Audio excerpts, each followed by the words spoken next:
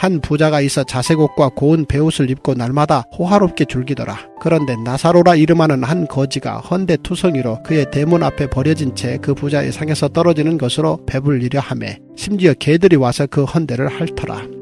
이에 그 거지가 죽어 천사들에게 받들려 아브라함의 품에 들어가고 부자도 죽어 장사되매 그가 음부에서 고통 중에 눈을 들어 멀리 아브라함과 그의 품에 있는 나사로를 보고 불러 이르되 아버지 아브라함이여 나를 긍휼히 여기사 나사로를 보내어 그 손가락 끝에 물을 찍어 내 혀를 서늘하게 하소서. 내가 이 불꽃 가운데에서 괴로워하나이다. 아브라함이 이르되 예 너는 살았을 때에 좋은 것을 받았고 나사로는 고난을 받았으니 이것을 기억하라. 이제 그는 여기에서 위로를 받고 너는 괴로움을 받느니라. 그뿐 아니라 너희와 우리 사이에 큰 구렁텅이가 놓여 있어 여기에서 너희에게 건너가고자 하되 갈 수 없고 거기서 우리에게 건너올 수도 없게 하였느니라. 이르되 그러면 아버지여 구하노니 나사로를 내 아버지의 집에 보내소서. 내 형제 5이 있으니 그들에게 증언하게 하여 그들로 이 고통받는 곳에 오지 않게 하소서. 아브라함이 이르되 그들에게 모세와 선지자들이 있으니 그들에게 들을지니라. 이르되 그렇지 아니하니이다. 아버지 아브라함이여 만일 죽은 자에게서 그들에게 가는 자가 있으면 회개하리이다. 이르되 모세와 선지자들에게 듣지 아니하면 비록 죽은 자 가운데서 살아나는 자가 있을지라도 고난을 받지 아니하리라 하였다 하시니라. 제가 얼마 전에 강의 하나를 듣다가 그 머리를 한 대 얻어맞는 것 같은 충격을 느꼈는데요. 이게 경제학 강의였습니다. 그런데 제가 가끔 경제학, 즉 숫자와 돈을 다루는 분들을 보면 그분들이 가장 영적이라는 생각이 드는 게요. 저는 그분들이 세상의 진실을 가장 객관적으로 파악하고 있다는 생각이 들어요. 왜냐하면 모든 거짓말은 숫자에서 들통이 나거든요. 그러니까 이 강의 내용도 결국 어떤 사람 어떤 기관의 정체를 알려면 사실 돈의 흐름을 보면 된다. 돈의 흐름이 그곳의 정체다. 이걸 말하는 건데 내용은 이런 거였습니다. 이게 이제 우리나라의 사례는 아니고요. 미국의 사례라 조금 다를 수도 있고 혹은 무섭게 똑같을 수도 있는데 제이 하프젤이라고 하는 미국 텍사스 대학교 경영대 교수와 이 크리스토퍼 파슨스라고 하는 워싱턴 대학교 경영대 교수가 2008년도에 교회에서의 인센티브 효과라는 아주 유의미한 연구 결과를 발표한 거예요. 그런데 제가 왜 이 발표가 아주 유의미하다고 말씀드리냐면 이게 몇 번 관찰하고 나서 발표한 논문이 아니라 미국에서 이단이 아닌 정통교단에 속한 교회 중에서 2,000교회를 선발했어요. 그리고 그 교회들을 무려 43년간 관찰한 끝에 내린 결론이에요. 그러니까 교회는 이들의 이 연구의 결론이 내 생각과 다르고 나를 기분 나쁘게 할지라도 무시할 수가 없는 내용인 거예요. 그러니까 이게 진리라고 말씀드릴 수는 없지만 상당히 유의미한 내용인 거죠. 그런데 이분들이 이제 어떤 걸 발견했냐라고 하면 이분들이 조사한 2,000곳의 이름은 전부 교회였어요.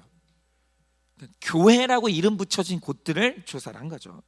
그런데 조사를 해보니 말 그대로 진짜 교회가 있는 반면에 이름은 교회지만 그 정체가 그 본질이 완전히 기업인 곳도 있더라는 거예요.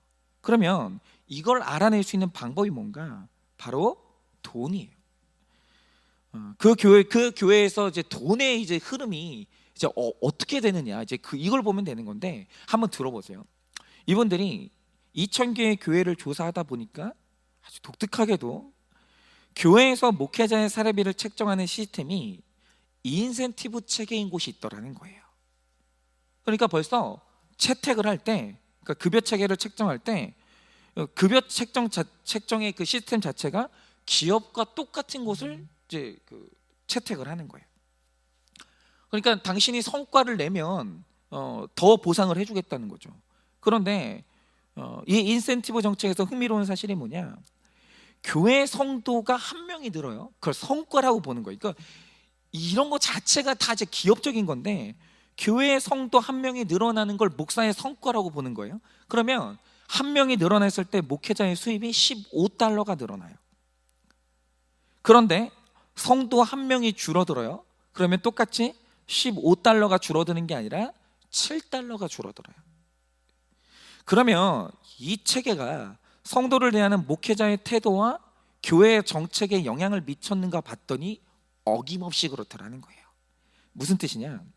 한 명이 목회자에게 오면, 한 명이 이제 목회자로 인해서 교회에 등록하면 $15의 보상을 줘요. 그런데 한 명이 줄면 $7의 손실이 일어나는 거죠. 그러면 그 교회와 목회자는 성도가 오는 걸 중요하게 여길까요? 한 성도가 떠나는 걸 중요하게 여길까요? 그런데 어김없이 시스템을 보니 온통 제도가 한 명이 더 늘어나는 것에 맞춰져 있지, 성도 한 명이 상처받고 떠나는 것에 대해서는 중요한 대책들이 없더라는 거예요. 그러니까 돈의 흐름에 따라서 정책이 바뀌는 거예요. 그런데 더 충격적인 건 뭐냐, 그런 교회들이 새가족들이 오는 걸 참 좋아하겠죠. 좋아하는데 그러면 그들이 더 선호하는 새가족이 어떤 새가족이냐라는 거예요. 예를 들어서 전에 불교를 믿던 사람이 교회를 와도 새가족이고, 이슬람교를 믿던 사람이 와도 새가족이고, 무교였던 사람이 와도 새가족이에요.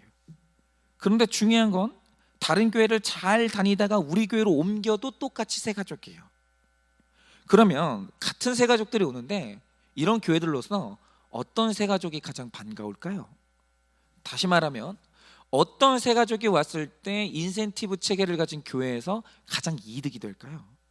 당연히 다른 교회에 있다가 우리 교회로 옮기는 새가족이 가장 반가운 거예요. 왜요?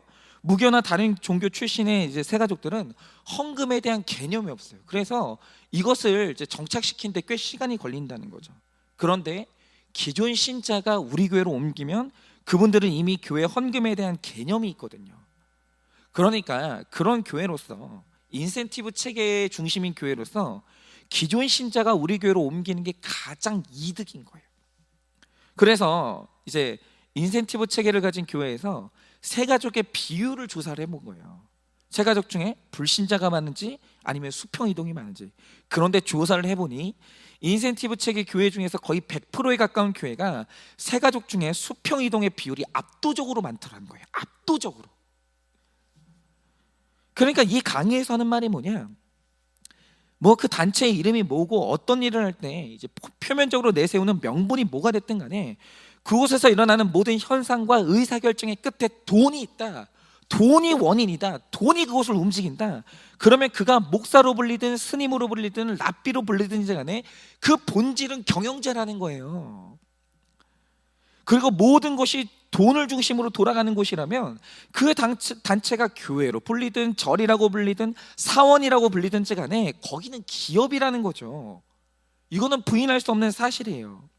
그러면서 이 강의를 하는 분이 신천지의 성격에 대해서 규정을 하는데, 그리고 자기가 이제 경제학자로서 그것을 종말론을 들어봤다는 거예요. 어떤 종말론을 가지고 있고 요한계시록의 내용이 뭔지, 그 강의의 내용이 뭔지. 그런데 그 끝에, 모든 그 종말론의 그 가르침의 끝에 뭐가 있냐면 그 끝에 물질적인 보상, 즉 기복신앙이 있더라는 거예요. 그리고 그것의 이제 그 정책을 보면 전도를 중요하게 생각하는데 전도를 못하면 그 벌이 뭐냐? 돈이에요. 벌금이 있어요. 그런데 전도에서 1등을 했어요. 그럼 그 보상이 뭐냐? 돈이에요. 수십억의 상금을 주는 거예요. 그런데 중요한 건 매년 그 상금을 탄 전도의 1등이 누굽니까? 매년 2만이에요. 이제 그게 이제 문제인데, 그러니까 그 안에 있는 사람들은 안 보이는데 밖에서 경제학자들이 냉정하게 보면 이곳을 움직이는 이 논리는 철저하게 인센티브 체계라는 거예요. 그리고 그 교회의 전도 현황을 보면 안 믿는 사람을 중점적으로 전도하는 게 아니라 믿는 기존 신자들을 주요 포섭 대상으로 삼더라는 거예요. 왜입니까? 그러면 헌금이 늘어요. 그러니까 이 강의하는 분이 결론 짓길 다른 걸 다 배제하고 철저하게 경제학자의 눈으로 봤을 때 신천지는 전형적으로 인센티브 체제를 따라 움직이는 다단계 회사라는 거예요.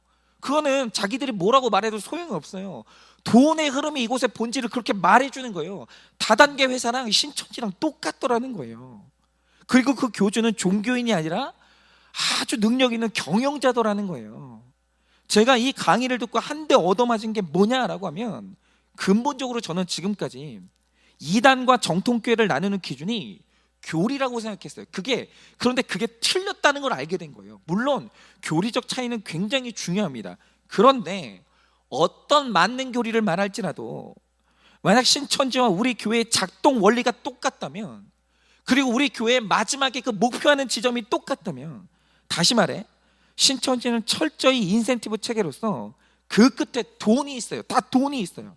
그런데 만약 교리는 다른데 우리 교회의 체계가 인센티브 중심이고 모든 의사결정과 목적의 끝에, 그리고 이 목회자가 자신이 받을 보상을 오로지 돈으로 생각한다면, 우리 교회가 신천지구나, 우리 교회도 신천지구나, 그리고 나도 이만희와 똑같은 사람이구나, 제가 그 깨달음을 얻게 된 거예요.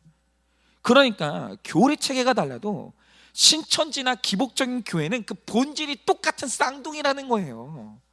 이게 제가 그 강의를 들으면서 깨닫게 된 충격이었어요. 그러면서 이제 제가 결심하게 된 게 뭐냐면, 교리만 교회를 교회되게 하는 게 아니더라는 거예요. 교회를 정말 교회되게 하려면 돈의 포지션이 진짜 중요한 거구나, 제가 그걸 깨달았어요. 여러분, 교회는 돈 있어야 됩니다. 교회도 돈 중요합니다. 아니, 교회가 없는데 어떻게 공간을 마련하고, 교회가 없는데 어떻게 선한 사업을 해요? 또 그러니까 교회에서 돈은 중요한 게 아니다, 이런 식으로 말하는 사람도 균형이 없는 거예요. 그런데 교회가 교회되려면 그 교회에서 교리만 중요한 게 아니라 돈의 위치를 거룩하게 설정하는 게 무엇보다 중요하다라는 거예요. 그런데 오늘 본문이 말하는 게 바로 이거예요. 여러분, 오늘 본문의 말씀은요, 따로 떨어진 하나의 예화가 아니라 지난 불의한 청지기의 비유부터 계속해서 한 줄기의 내용으로 이어지는 오늘 이 본문이 오늘의 본문이에요. 그런데 오늘 본문도 문자 그대로 볼 것이 아니라 이 내용에 담겨있는 핵심 메시지가 무엇인지를 봐야 되는데, 오늘 말씀은 부자는 지옥 가고 거지는 천국 간다, 즉 금욕은 선이고 쾌락은 악이다, 이걸 말하는 게 절대로 아닙니다. 제가 늘 말씀드리지만 기독교는 복을 말하는 종교이고 무소유를 주장하는 종교가 아니에요. 여러분, 물질에는 성과 속이 없어요. 선과 악도 없습니다. 오직 그 물질을 쓰는 사람과 그 방향이 돈의 성격을 구분할 뿐이에요. 그런데 보세요, 오늘 말씀을 보면 한 부자가 나오고 또 한 명의 거지가 나와요. 그런데 이 명칭도 문자 그대로 볼 것만이 아니에요. 다시 말씀드리지만 이건 메시지를 전달하기 위한 상징이고 예화예요. 그래서 이제 의미가 더 중요한데요, 제가 이제 말씀드릴 때 여기서 나오는 먼저는 이 부자라는 명칭과 이 거지라는 명칭보다 더 중요한 한 가지 사실이 있어요. 그게 뭐냐면 이 이야기에 나오는 사람 중에 불신자가 없다는 거예요. 둘 다 유대인이에요. 뭘 보면 그걸 알 수 있습니까? 22절을 보면 거지가 죽어서 누구 품에 들어갔다라고 하냐면 아브라함의 품에 들어갔다라고 얘기해요. 이게 의미하는 바가 뭐냐면 거지 나사로가 유대인이었음을 뜻하는 상징적인 표현이에요. 일단 거지 나사로는 유대인이었어요. 그런데 충격적인 건 뭐냐면 부자는 지옥 갔어요. 그런데 지옥에서 가만히 천국을 보니까 나사로가 어떤 사람의 품에 안겨 있는데 그가 누구냐? 아브라함인 거예요. 그런데 그가 아브라함을 보자 뭐라고 부릅니까? 24절을 보면 아버지여 라고 부릅니다. 그런데 유대인들은 아브라함을 자기 아버지, 즉 조상으로 여겼거든요. 이게 의미하는 바가 뭐냐면 부자나 거지나 둘 다 난지 8일 만에 할례를 받아서 몸에 유대인의 표가 있는 사람들이에요. 그러니까 당신이 누구냐라고 이제 말할 때 자기 표를 보여주면 되는 거예요. 그리고 둘 다 성인이 될 때까지 모세 오경을 암기했던 유대인이에요. 그런데 이상하죠. 한 명은 자기 아버지 아브라함의 품에 안겼고 한 명은 지옥 갔어요. 그러니까 오늘 본문이 말하는 이 예화는 예사롭지가 않은 거예요. 그러면 그 이유가 뭐냔 말이죠. 그 이유가 19절부터 21절에 기록되어 있는데요, 여기 기록된 부자의 마인드를 보면 철저하게 인센티브 체계예요. 그러니까 이런 거죠. 내가 자색 옷과 고운 베옷을 입고 날마다 호화롭게 즐겨요. 그런데 그렇게 즐기는 이유가 뭔가? 내가 그만큼 성과를 냈기 때문이에요. 그러니까 이 사람이 내 인생에 보상이 주어져야 된다라고 할 때 인생의 보상이 뭐냐고? 돈이에요. 이 사람은 돈을 자기 인생의 가장 중요한 보상으로 여기는 사람이에요. 그리고 돈이 모든 가치 체계의 기준인 거예요. 돈을 벌었으면 입고 먹는 거고, 돈을 번 사람이 훌륭한 사람이고, 돈을 번 만큼 대접받아야 된다라는 거예요. 그런데 어떤 사람이 대접을 못 받아요. 어떤 사람이 굉장히 힘들고 가난하게 살아요. 이유가 뭐냐? 돈을 못 벌었기 때문이에요. 돈을 못 벌었으면 훌륭하지 않은 사람이고, 돈을 못 벌었으면 뭔가 결함이 있거나 불성실했던 사람인 거예요. 그 사람을 평가하고 나누는 기준이 다 돈인 거예요. 그러니까 이게 말하는 게 뭐냐면, 그가 몸에 어떤 유대인의 표가 있고 그의 여권에 기록된 국적이 뭐든지 간에 그의 돈의 흐름을 보면 그의 정체가 드러나는 거예요. 그의 인생의 목적은 돈이고, 그가 의사결정을 내리고 그를 기뻐하게 만드는 모든 끝에 뭐가 있냐? 그 돈이 있는 거예요. 그러니까 이런 거죠. 이 부자가 열심히 달려가는 목적지를 멀리서 보면 그 끝에 그 글자가 God, 즉 God, 하나님처럼 보여요. 그런데 이 사람의 목적지를 가까이에서 보니까 그 글자에서 아주 작은 글씨 L자 하나가 숨겨져 있는 거예요. 뭐죠? 목적지가 가신 줄 알았는데 가까이서 보니까 골드인 거예요. 여러분, 이게 바로 기복신앙인들의 정체예요. 그런데 이 거지를 보자 이거죠. 거지를 보면 헌데투성이로 부자 앞에 버려졌는데, 부자의 상에서 떨어지는 것으로 배불리고 몸의 곳곳에 상처가 있어요. 그러면 이 거지의 모습이 의미하는 바가 뭔가? 이 땅에서 이렇게 살아야 천국 간다는 소린가? 그게 아니라는 겁니다. 그러면 이게 무슨 뜻이냐? 절묘하게도 성경을 보면 나사로와 똑같은 모습을 한 한 사람에 대한 기록이 나와요. 고린도에서 4장 11절 12절을 보면 이런 기록이 나옵니다. 들어보세요. 우리가 줄이고 목마르며 헐벗고 매맞으며 정처가 없고, 또 수고하여 친히 손으로 일을 하며 모욕을 당한 즉 축복하고 박해를 받은 즉 참고.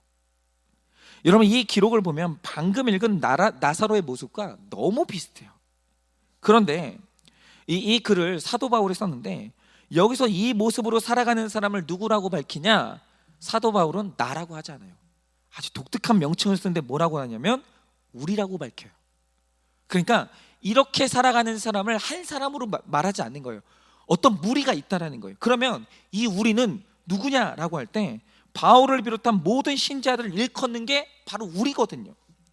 그러면 왜 신자를 나사로와 이렇게 비유하는가? 나사로의 모습에 비유하는가? 이거는 구원의 조건을 말하는 게 아니고요, 이들의 삶의 목적이 다르다는 걸 극단적으로 나타내는 표현이에요. 그러면 우리라고 불리는 사람, 거기에 대해 나사로도 포함되는데, 우리라고 불리는 사람들의 인생의 목적이 뭡니까? 그 목적을 빌립보서 3장 14절이 기록하는데요, 이렇게 기록합니다. 우리는 표대를 향하여 그리스도 예수 안에서 하나님이 위에서 부르신 부름의 상을 위하여 달려가노라. 바로 이겁니다. 그들을 뭔가 움직이고 있어요.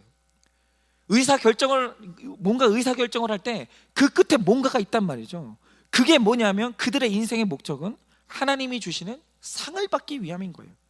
그런데 그 상이 뭡니까? 밑에 20절에 그 상이 명확히 기록되어 있는데, 그 상은 하늘 시민권이에요. 주님 나라에 들어가는 거예요. 그러니까 우리라고 불리는 이 무리, 이 사람들의 인생의 목적은 구원인 거예요. 그래서 헐벗고 굶주리고 이 땅에서 모욕당한다는 표현은 우리 목표의 끝에는 돈이 있는 게 아니라 구원이 있기 때문에 얼마든지 그것도 감당할 수 있다, 이걸 의미하는 겁니다. 즉 어떤 사람이 성도라고 불려도 그 끝에 돈이 있다, 그는 성도가 아니에요.